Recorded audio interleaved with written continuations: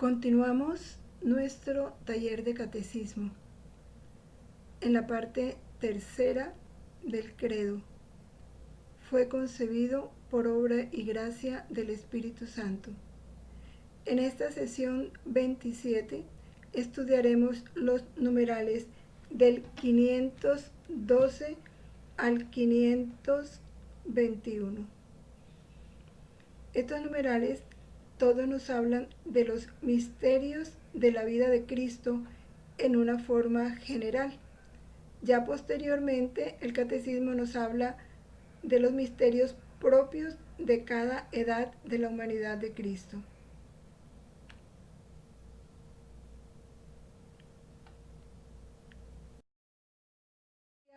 En el nombre del Padre, del Hijo y del Espíritu Santo.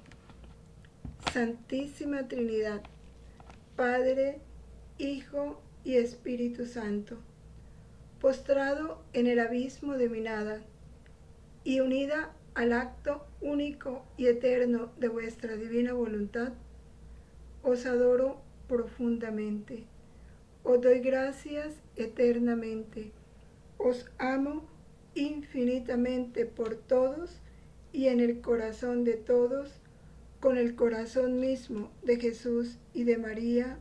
Amén. Ven, divina voluntad, ven a reinar en nosotros. En el nombre del Padre, y del Hijo, y del Espíritu Santo. Amén.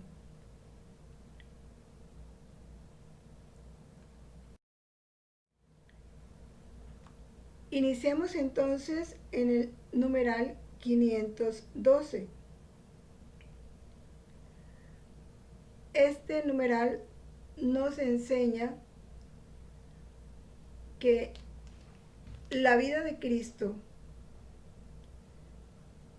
este símbolo de la fe, esta parte del credo, no habla más que de los misterios de la encarnación. Habla de la concepción, el nacimiento de la Virgen, el nacimiento de Jesús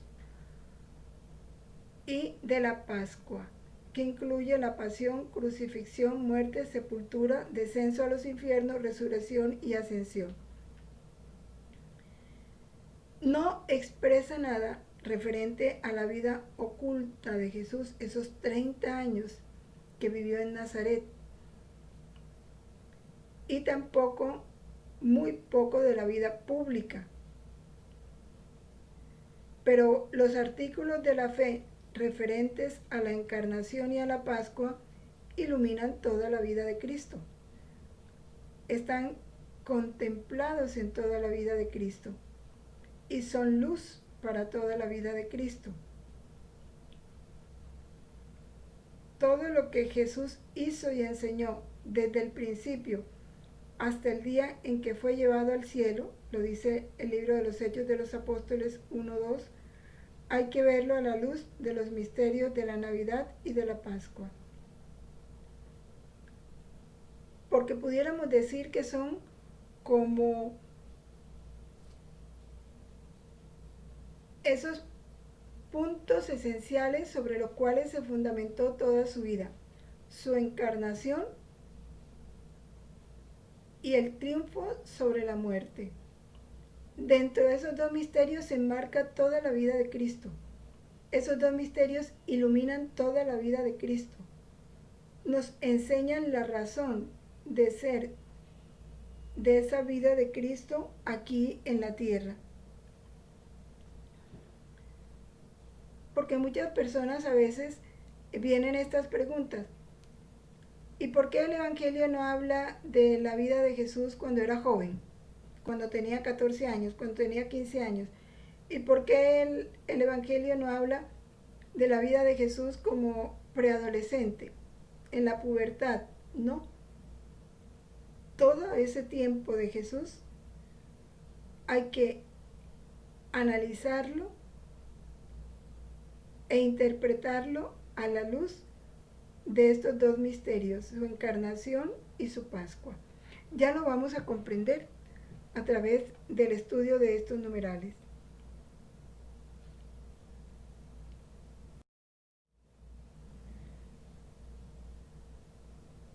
¿Qué nos dice el numeral 513? Que la catequesis, según las circunstancias, debe presentar toda la riqueza de los misterios de Jesús, según las circunstancias, si es catequesis presacramental o si es catequesis de adultos o si es catequesis de niños que apenas están aprendiendo las verdades de la fe, pero siempre en cualquier catequesis se debe presentar la riqueza de los misterios de Jesús. Nos dice el numeral 25 del Catecismo, nos habla precisamente que toda la enseñanza de la doctrina debe ser puesta en ese amor que no acaba. Y ese amor que no acaba es precisamente Jesús, que vino a manifestarnos su amor en toda su vida aquí abajo. Ese amor que no acaba, que es el amor de nuestro Señor. Y cada misterio de Jesús es una manifestación única, expresa, extraordinaria de su amor. Nos dice el Catecismo que basta indicar algunos elementos comunes a todos los misterios de la vida de Cristo para expresar los misterios de su vida oculta y de la vida pública de Jesús,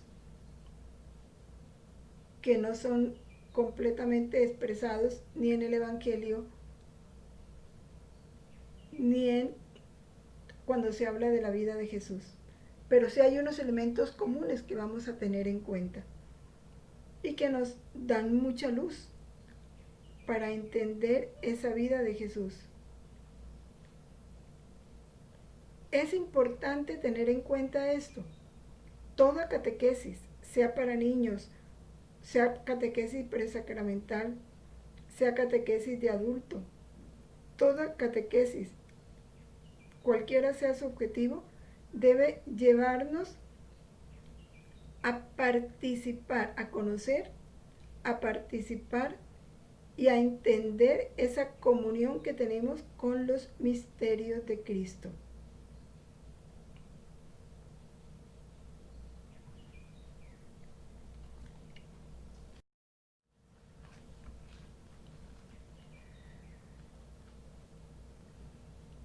¿Qué es un misterio? Hay que entender esto. ¿Qué es un misterio?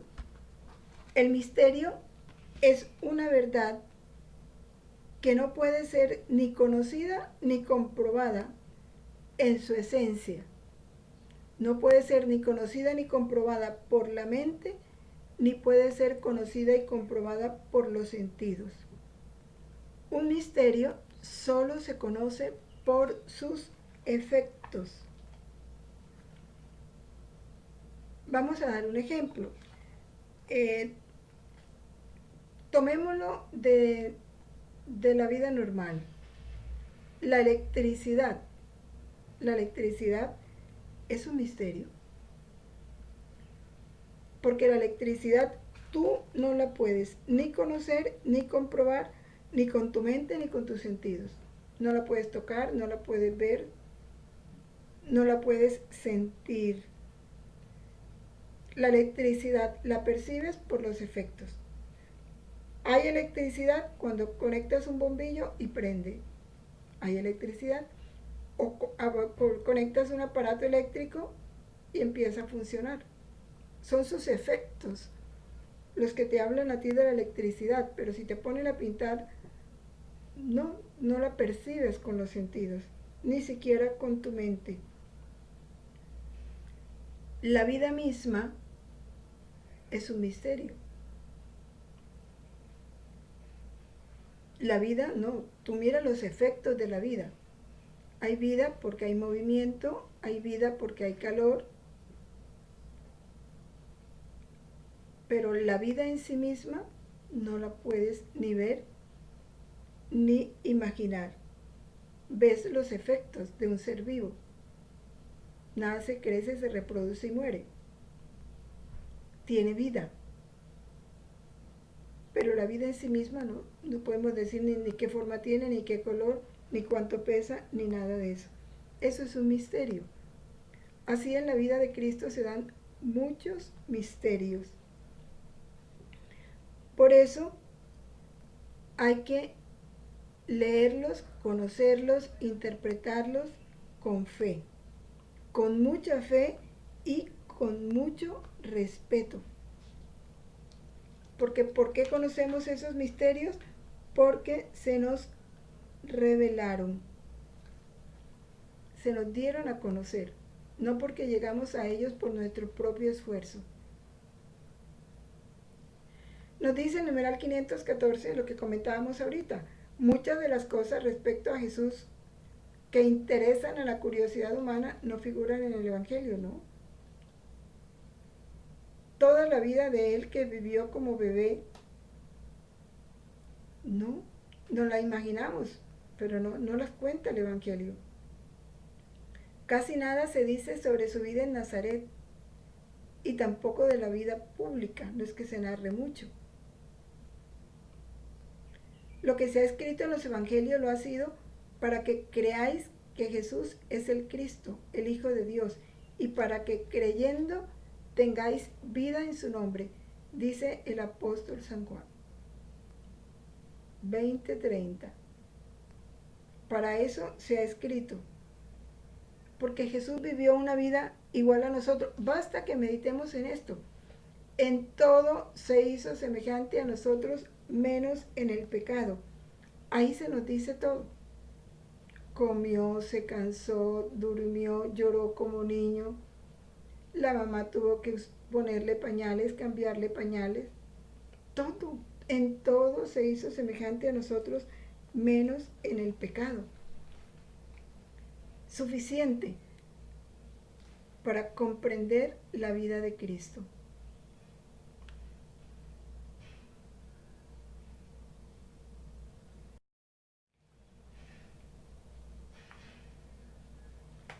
Los evangelios fueron escritos por hombres. Pertenecieron al grupo de los primeros que tuvieron fe. Tuvieron fe en Jesús. Por eso consideraron importante su vida y darla a conocer a los demás. Habiendo conocido por la fe quién es Jesús, pudieron ver y hacer ver los rasgos de su misterio durante su vida terrena, desde los pañales de su natividad hasta el vinagre de su pasión, el sudario de su resurrección. Todo en la vida de Jesús es signo de su misterio. ¿Por qué los pañales? ¿Por qué el vinagre? ¿Por qué el sudario son signos de su misterio? Porque siendo Dios, se hizo igual a nosotros, menos en el pecado. Porque detrás de esos pañales, los pastores y los magos adoraron a un Dios. Porque con el vinagre de su pasión reparó todos los pecados que cometimos con el gusto. Porque con el sudario de su resurrección nos dejó la mejor herencia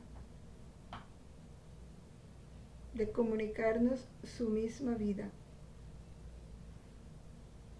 A través de sus gestos, sus milagros, sus palabras, se ha revelado que en él reside toda la plenitud de la divinidad corporalmente. Aquí. Reside toda la plenitud de la divinidad corporalmente. En el sudario dejó estampada toda su imagen. Siendo cosas tan materiales, nos hablan de su divinidad, de esa divinidad que vivió en esa humanidad. Su humanidad aparece así como el sacramento, es decir, el signo y el instrumento de su divinidad, de la salvación que trae consigo. Lo que había de visible en su vida terrena conduce al misterio invisible de su filiación divina y de su misión redentora. Es hermoso. Todo lo visible de Jesús nos ha de conducir al misterio, a ese misterio invisible de Él como Hijo de Dios, como segunda persona de la Santísima Trinidad, como aquel que el Padre envió para redimirnos. Nada en Jesús, nada está vacío de misterio, está vacío de divinidad. Todo nos ha de conducir a aquella persona de la Santísima Trinidad que por infinita misericordia se hizo hombre para salvarnos.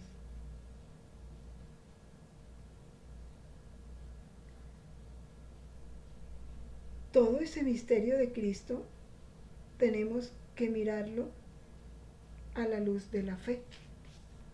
El numeral 774, que está como anexo a este numeral 515, nos habla precisamente de ese misterio.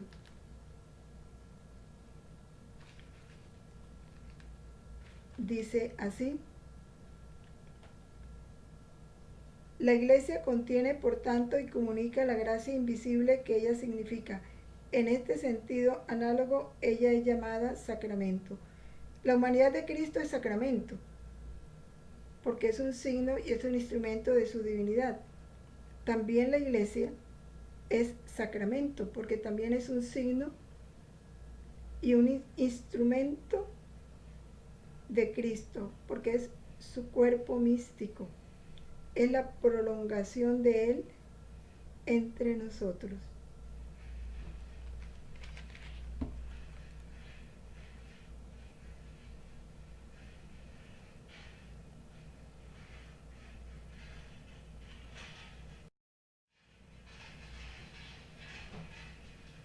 Ahora sí vamos a ver este volumen 4 de julio 27 de 1901. Hace referencia precisamente a esto que acabamos de hablar, de que toda la vida de Cristo es misterio. Él nos dice: mi obrar está siempre apoyado en la verdad, y si bien muchas veces parece oscuro, bajo enigmas, sin embargo no se puede hacer menos que decir que es la verdad. Y si bien la criatura no entiende con claridad mi obrar, esto no destruye la verdad, más bien hace comprender mucho mejor que es modo de obrar divino. Porque siendo la criatura finita, no puede abrazar y comprender lo infinito. A lo más puede comprender y abrazar algún destello. Así como en tantas cosas dichas por mí en las Escrituras y mi modo de obrar en los santos. ¿Han sido tal vez comprendidas con toda claridad? No. ¿Cuántas cosas han dejado en la oscuridad y en el enigma? Sin embargo, ¿cuántas mentes de doctos y sabios se han fatigado en interpretarlas? ¿Y qué cosa han comprendido? Se puede decir que nada en comparación de lo que queda por conocer. ¿Esto acaso perjudica la verdad? No, para nada. Más bien la hace resplandecer mayormente. Por eso tu ojo debe estar atento a si hay la verdadera virtud, si se siente en todo, y aunque a veces a lo oscuro que esté la verdad y de los demás, se necesita estar tranquilo y en santa paz. Importante, nos lo dice el mismo Jesús.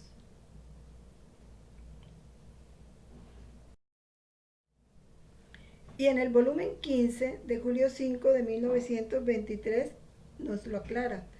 Todo en mi vida es misterio, y misterio profundo, enseñanzas sublimes, en las cuales el hombre debe mirarse como en un espejo para imitarme. Qué interesante. Cada misterio nos trae infinitas verdades que debemos contemplar con respeto. Tú debes saber que era tanta la soberbia de los judíos, especialmente por la fingida santidad que profesaban, por la que eran tenidos por hombres rectos y concienzudos, que creían que solo con presentarme ellos y decir que me habían encontrado culpable y reo de muerte, Pilato debía creerles, y sin interrogarlos debía condenarme. Aquí Jesús hace alusión precisamente a la falta de fe de los judíos, que por su falta de fe, por su falta de humildad, no pudieron penetrar en el misterio de la humanidad de Jesús y entender la presencia de la divinidad, pese a que muchas veces se lo dijo, porque cuando meditamos las horas de la pasión, ante Caifás, por 2 veces Caifás le preguntó si él era verdaderamente el Hijo de Dios y Jesús le dijo que sí. Sin embargo, nunca lo creyó. Nunca lo creyó. Pilatos fue más dócil y no le creyó a los judíos. Comprendió la verdad de Jesús. Lo que pasó fue que fue cobarde y por no perder el puesto pronunció la sentencia para Jesús, pero él conoció la verdad. Y por eso Jesús aquí nos da una lección y pone como ejemplo a Pilatos. Pilatos no lo condenó así de buenas a primeras, interrogó a Jesús. Después de oír a los judíos, interrogó a Jesús. Y Jesús dice que eso es lo que debemos hacer, que no debemos tomar decisiones solo porque lo que nos dicen unas personas, acusando a otras, que hay que escuchar las dos partes. Y por eso habla del escrutinio.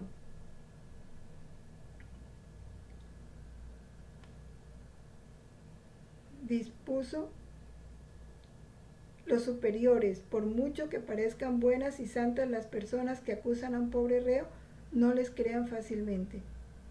Las interroguen cuidadosamente para ver si están en la verdad. El escrutinio hace conocer a las personas, las confunde y se muestra que no se tiene confianza en ellas, y al no verse apreciadas se quitan el pensamiento de ambicionar puestos o de acusar a otros. Cada misterio de Jesús nos trae una enseñanza.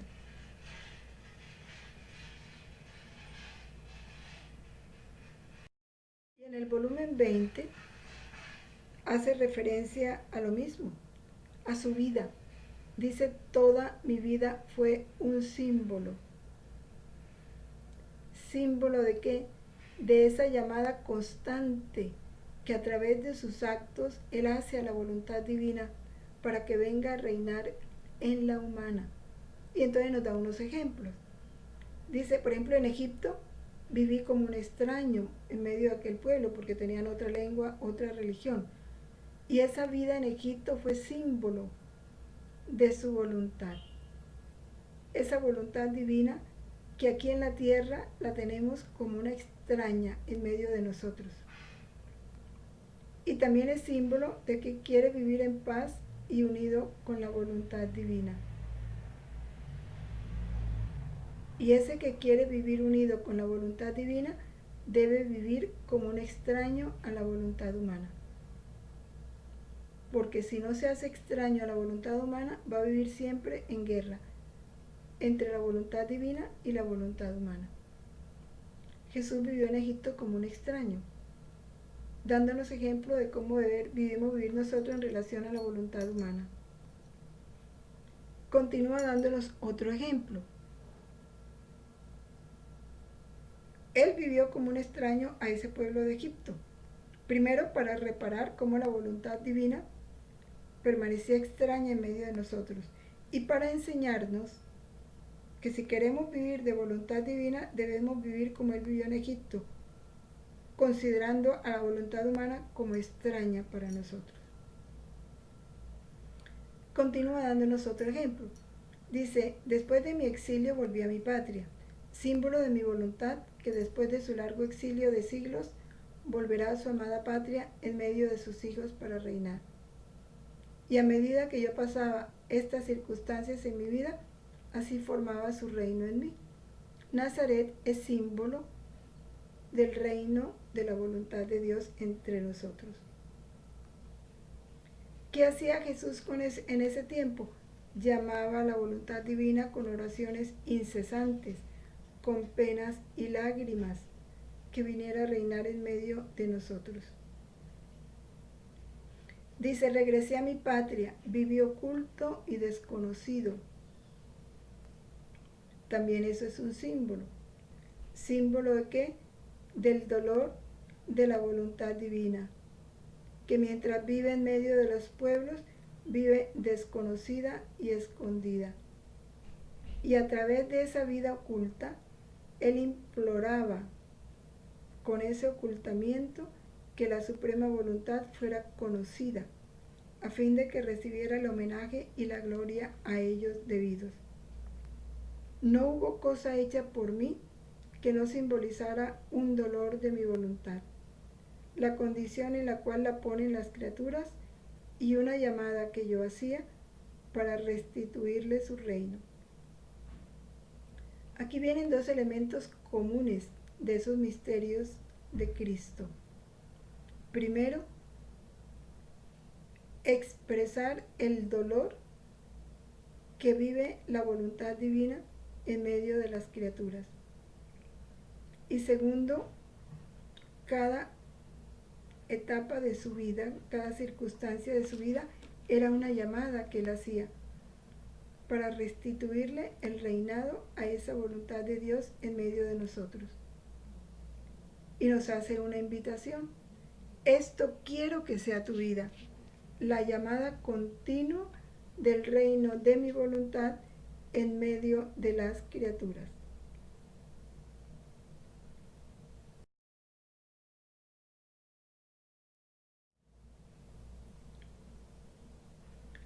Pasamos al numeral 516.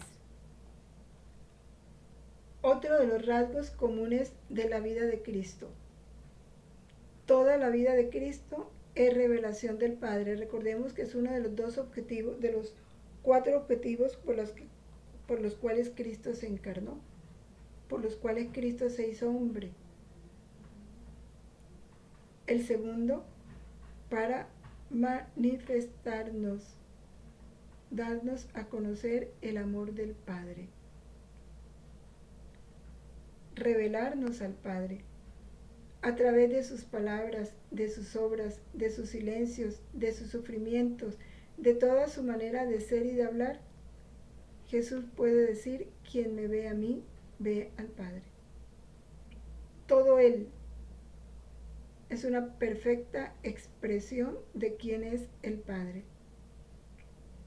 Por eso el Padre dice, este es mi Hijo amado, escuchadle, porque todo él es palabra del Padre. Su mirada, sus silencios, sus gestos, sus sufrimientos, todo él es palabra del Padre. Se hizo hombre para cumplir la voluntad del Padre. Vino a manifestarnos el amor que el Padre nos tiene, y lo hizo con los rasgos más sencillos de sus misterios, como el nacer en un pesebre. Ahí nos manifestó el amor que nos tiene el Padre, que sometió a su Hijo a eso, para decirnos cuánto nos ama.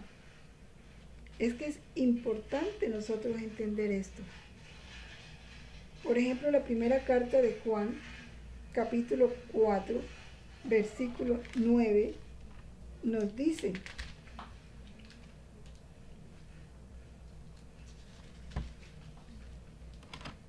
vamos a leerlo.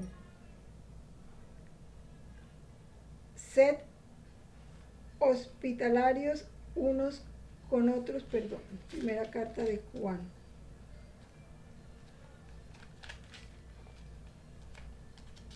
estaba leyendo lo que no era. Capítulo 4, versículo 9.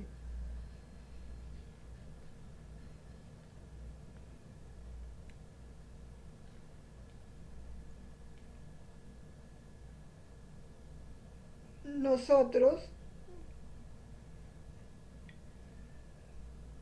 en esto se manifestó el amor que Dios nos tiene, en que Dios envió al mundo a su Hijo único para que vivamos por medio de Él. Todo Él es expresión del amor del Padre.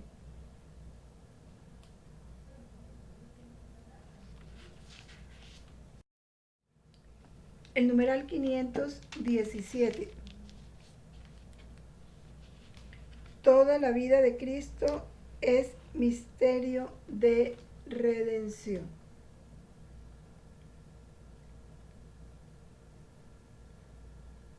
¿Qué es la redención? Ya sabemos, ¿no? Es la obra del Hijo, a través del cual nos libra del pecado, restablece esa ruptura que se había dado entre la humanidad y Dios. Viene a manifestarnos cuánto Dios nos ama, a ser modelo de santidad y a recuperar en nosotros lo perdido en el pecado original. Dios se hizo hombre para hacer al hombre Dios. Y todo eso lo hace a través de su sangre y de su cruz. De hacerse obediente hasta la muerte y muerte de cruz. De derramar su sangre por nosotros. Nos compró a precio de sangre y nos compró para el cielo. Porque el cielo estaba cerrado. Pagó con su sangre nuestro derecho al cielo. Este misterio de la redención está actuando en toda la vida de Cristo, desde su encarnación, porque se hizo pobre para enriquecernos con su pobreza. Se abajó hasta pasar por todas las etapas de nuestra vida, desde la concepción. Y desde la concepción vivió la pasión. En su vida oculta repara nuestra insumisión mediante su sometimiento. Él lo dice que después de su pasión, el mayor bien nos lo hizo en su vida oculta. Porque en su vida oculta, en cada acto de Él iba rehaciendo esa vida interior de nosotros. Tomó una voluntad humana para mantenerla permanentemente unida a la voluntad divina, para mantenerse sometido a la voluntad divina en cada acto de su vida, en cada respiro, en cada pálpito. Y no lo vivió por él solo, lo vivió a nombre de todos.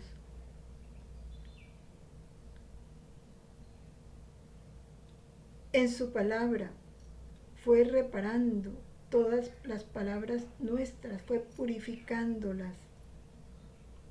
En sus curaciones, en sus exorcismos, fue manifestando a través de la salud corporal que le iba dando a los que se acercaban a él, estaba expresando esa salud espiritual que lograba para cada uno de nosotros. Por eso dice el apóstol, tomó nuestras flaquezas y cargó con nuestras enfermedades. En su resurrección nos manifestó esa vida nueva que ganó para cada uno de nosotros. Porque también nosotros resucitaríamos con Él. Y a través de su resurrección, Él nos justifica. Lo dice la carta a los Romanos, en su capítulo 4, versículo 25. A través de esa resurrección, Él alcanzó para nosotros esa vida nueva que habíamos perdido, que habíamos perdido por el pecado original.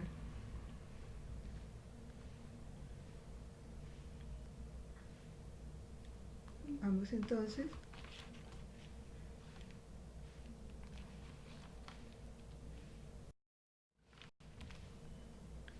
En el volumen 17 de julio 1 de 1924, él nos habla de este misterio de redención, del precio de la sangre de Cristo. Luisa escucha orar a Jesús. Dice, como le estaba acompañando en el doloroso misterio de la flagelación, se hacía ver chorreando sangre y oía que decía, Padre mío, te ofrezco esta mi sangre. Ah, haz que esta sangre cubra todas las inteligencias de las criaturas y haga vanos todos sus malos pensamientos. Disminuya el fuego de sus pasiones y haga resurgir inteligencias santas. Esta sangre cubra sus ojos y haga velo a su vista, a fin de que no le entre el gusto de los placeres malos y no se ensucien con el fango de la tierra. Esta sangre mía cubra y llene su boca y deje muertos sus labios a las blasfemias, a las imprecaciones, a todas sus malas palabras. Padre mío, esta mi sangre cubra sus manos y le dé terror de tantas acciones infames. Esta sangre circula en nuestra voluntad eterna para cubrir a todos, para defender y para ser arma defensora en favor de las criaturas ante los derechos de nuestra justicia. Y esto en la flagelación, pero desde que derramó su sangre en la circuncisión, ya toda la fue ofreciendo por nosotros.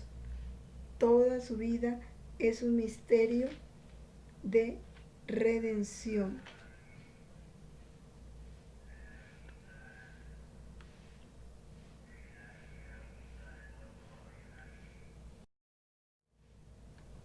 En el numeral 518,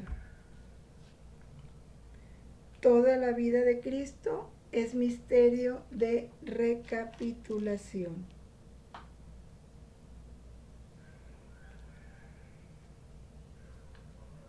¿Qué es misterio de recapitulación? Él en sí mismo, recapitular, ¿no? Es como tomar todo desde el comienzo hasta el fin para expresarlo de manera completa. Y eso hizo Jesús. Todo lo que Jesús hizo, todo lo que dijo, todo lo que sufrió, tuvo una finalidad: restablecer al hombre caído en su vocación primera. Restablecer en nosotros ese orden, ese puesto y ese fin para el cual fuimos creados. Rescatar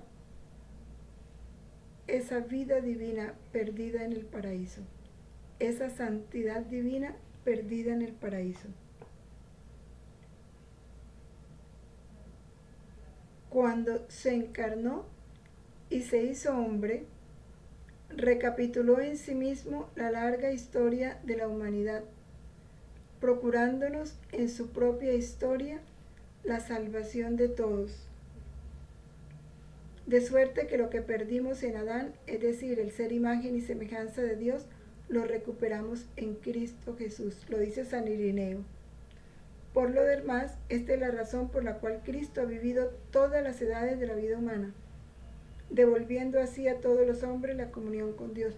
No quiso excluir nada, ya digo, desde la concepción, porque al asumir Él toda nuestra vida, pudo recapitular toda la vida del hombre en sí misma y poder devolvernos una vida divina, esa vida perdida en el pecado, por el pecado original.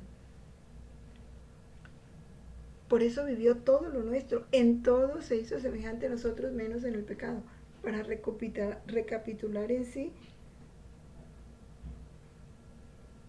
todo lo que habíamos perdido, ganarlo en Él para favor nuestro, en favor nuestro. Lo dice también en el volumen 16 de agosto 13 de 1923.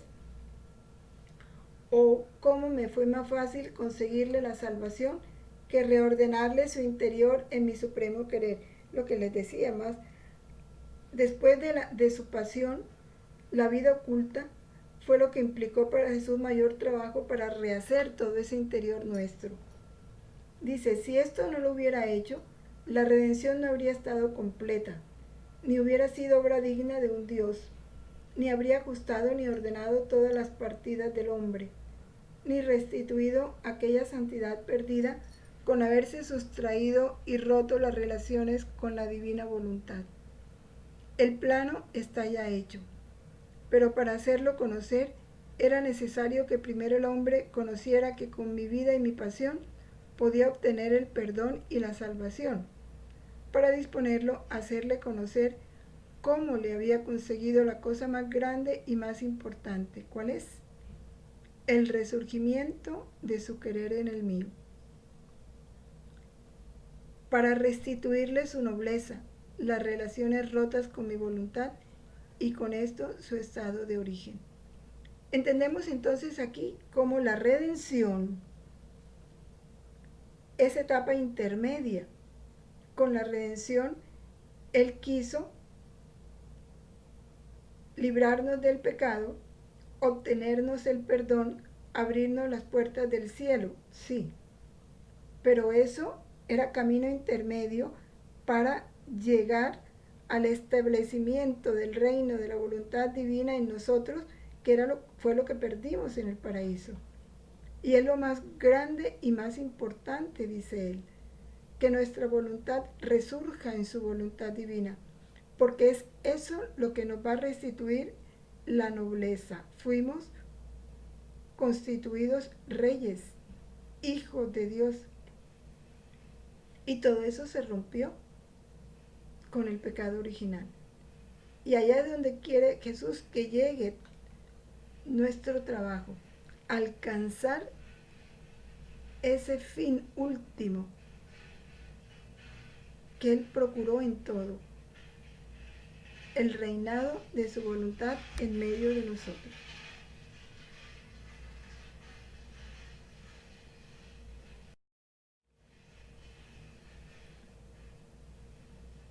En el numeral 519, bien importante estos últimos numerales que vamos a estudiar, porque ya nosotros, después de comprender esos elementos comunes de los misterios de Cristo, la razón de ser de Él en cada etapa de su vida, qué fue lo que procuró, qué es lo que quiso alcanzar y alcanzó para nosotros, y que obviamente nosotros tenemos que alcanzar, porque Jesús nos dejó un testamento, ganó para nosotros una riqueza, pero si nosotros no nos hacemos acreedores y merecedores a esa riqueza, pues todo se pierde. Todo lo de Cristo para cada uno de nosotros se pierde para nosotros, no para Él, sino para nosotros. Lo dice la primera crónica, las riquezas y la gloria proceden de ti, y tú dominas sobre todo. En tu mano está la fuerza y el poder, y en tu mano el hacer grande y el dar poder a todos. Reconocer eso. Toda la riqueza de Cristo es para todo hombre y constituye el bien de cada uno. Es para cada uno de nosotros y es nuestro bien. Cristo no vivió su vida para sí mismo, sino para nosotros. Desde su encarnación, por nosotros los hombres y por nuestra salvación se hizo hombre, hasta su muerte por nuestros pecados, y en su resurrección para nuestra justificación. Son citas muy importantes. Es nuestro abogado cerca del Padre. A eso se fue al cielo, para permanecer allí como abogado nuestro, para interceder en favor nuestro, dice el apóstol, para interceder en favor nuestro. Vamos a leer 1 Corintios 15:3.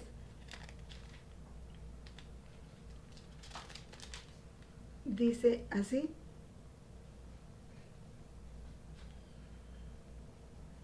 porque os transmití en primer lugar lo que a mi vez recibí, que Cristo murió por nuestros pecados, según las Escrituras.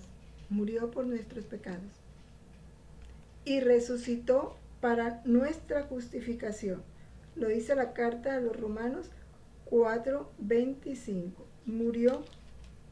Resucitó para nuestra justificación, quien fue entregado por nuestros pecados y fue resucitado para nuestra justificación. Es nuestro abogado ante el Padre. Con todo lo que vivió y sufrió por nosotros de una vez por todas, permanece presente para siempre ante el acatamiento de Dios en favor nuestro. Tengámoslo presente, es nuestro mediador. Hebreos 9:24. ¿Cuál es el dolor? Que nosotros no hemos aprovechado la redención. No hemos aprovechado su sangre, sus llagas, su intercesión permanente ante el Padre. Y a veces vamos buscando la solución y el apoyo en cosas materiales y humanas cuando todo está en Cristo. Lo dice la palabra, todo lo que vivió y sufrió por nosotros de una vez por todas permanece presente para siempre. Eso está presente ante el acatamiento de Dios en favor nuestro. Por eso es tan importante las horas de la pasión, porque mientras las meditamos, como permanece presente, ese misterio de Cristo que estamos meditando en ese momento, está nuevamente subiendo ante el Padre, implorando ante el Padre misericordia y gracias especiales en favor de toda la humanidad.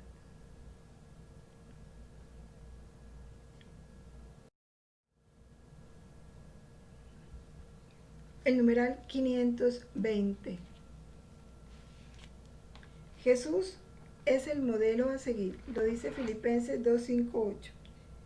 Y Él se hizo hombre para ser nuestro modelo de santidad divina. El numeral 520 nos lo amplía, dice: durante toda su vida, Jesús se muestra como nuestro modelo en toda su vida. Lo expresa Romanos 15:5.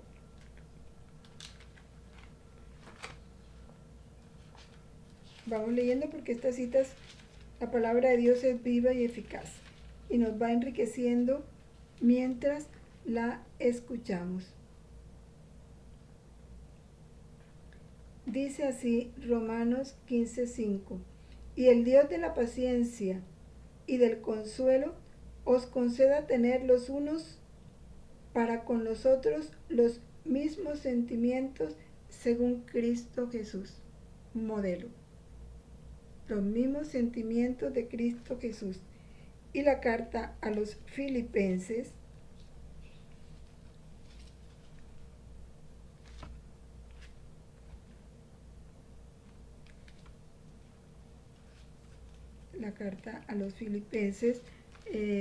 capítulo 2, versículo 5, nos dice: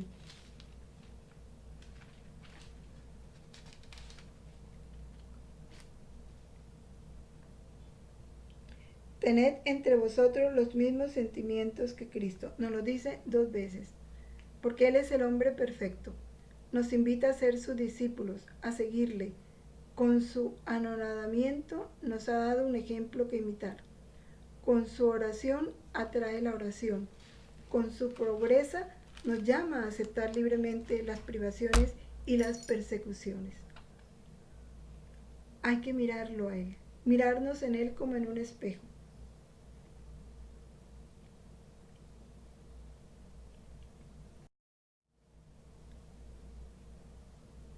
Somos uno en Cristo Jesús. El numeral 521 nos dice, todo lo que Cristo vivió, y ahí nos tenemos que quedar, todo lo que Cristo vivió. Y cuando decimos todo, es todo. Todo lo que vivió desde su encarnación, lo que vivió en su infancia, lo que vivió en su vida oculta, lo que vivió en su vida pública, lo que vivió en su pasión, lo que vivió en su resurrección. Todo hace que podamos vivirlo en Él. Esto es importante, en Él, no fuera de Él. Pero para poderlo vivir nosotros en Él, tenemos que saber cómo lo vivió Jesús. Primero, qué vivió Jesús y cómo lo vivió. De ahí la importancia de meditar el Evangelio y sobre todo estos escritos de la sierva de Dios Luisa Picarreta, donde él mismo ha querido manifestarnos de una forma explícita cómo vivió esos misterios de su vida oculta, sobre todo su vida interior. Vivirlos en Él y permitirle a Él que lo viva en nosotros. ¿Y cómo vamos a permitirle que lo viva en nosotros si no nos unimos a su voluntad? Es uniendo nuestra voluntad a la de Él que su voluntad divina vendrá a vivir en nosotros, a obrar en nosotros con sus mismos modos, porque Él todo lo vivió en modo divino, y Él quiere que lo vivamos en modo divino. El Hijo de Dios con su encarnación se ha unido en cierto modo con todo hombre. Lo dice la Gaudium Spes, Constitución del Concilio Vaticano II. Estamos llamados a no ser más que una sola cosa con Él. Nos hace comulgar en cuanto miembros de su cuerpo, en lo que Él vivió en su carne por nosotros y como modelo nuestro. Así que por eso cuando se meditan los misterios en el rosario, es para que contemplando el misterio vamos aprendiendo cómo lo vivió Jesús y vamos ganando para nosotros la gracia para vivirlo cuando nos toque el momento como Él lo vivió.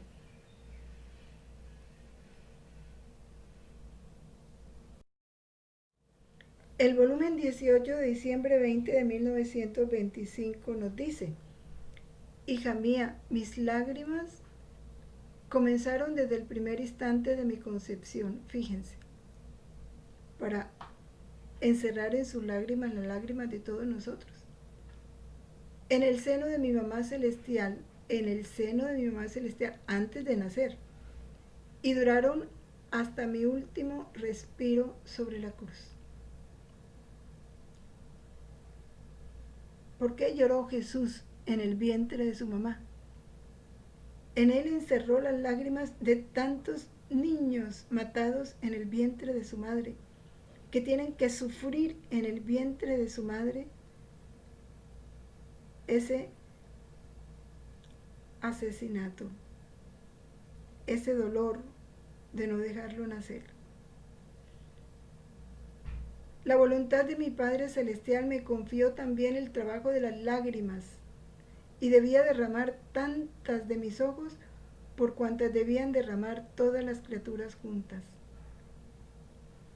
Así como concebí todas sus almas en mí, esto es importante, en Jesús estuvimos concebidos todos, así debía derramar todas sus lágrimas de mis ojos. Mira entonces cuánto debí llorar. Debí derramar de mis ojos las lágrimas que la criatura derrama por pasiones, a fin de que las mías apagaran sus pasiones. Debí derramar las lágrimas que se necesitan después del pecado, para darles el dolor de haberme ofendido y el convencimiento del mal que han hecho, preparando con mis lágrimas el propósito de no ofenderme más. Debí derramar las lágrimas para enternecer a las almas, para hacerles comprender las penas de mi pasión, como también derramé lágrimas abundantes de amor para atraer a las almas a amarme, para captar su simpatía y su corazón todo para mí. Basta decirte que no hay lágrima que brote del ojo humano que no haya derramado yo de mis ojos. ¿Podemos esperar mayor amor?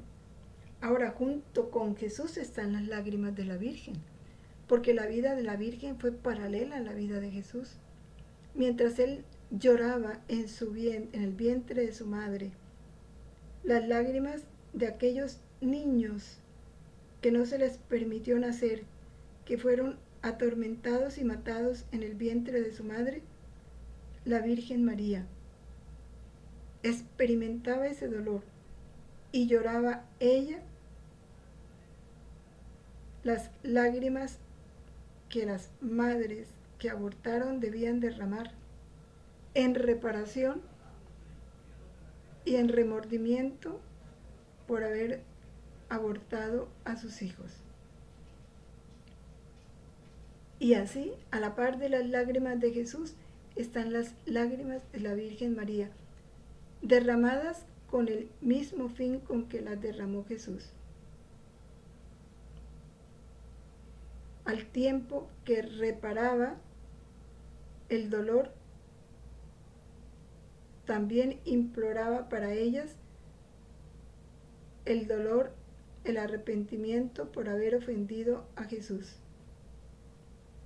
y la fuerza para proponerse no ofenderlo más. Así lo vivió la Virgen María.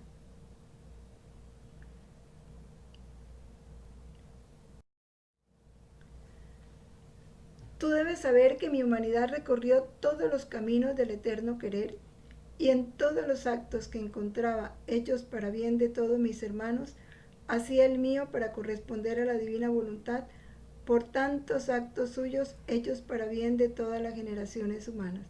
Correspondió en nombre de todos. Era el acto más legítimo que me convenía hacer. Primero, para honor de mi Padre Celestial. Y conforme esto hacía, dejaba el depósito de estos actos míos en la misma voluntad divina, a fin de que estuvieran siempre en acto de dar a mi Padre Divino este legítimo honor que las criaturas no le dan, y violentar a la voluntad eterna a hacer la paz con la voluntad humana. Siempre tuvo esas dos direcciones.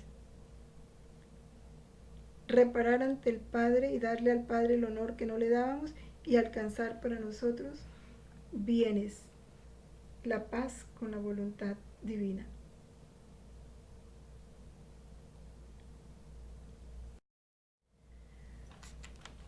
Hay, antes de terminar, en este último numeral, esta parte importante, que no quiero dejar de leerla.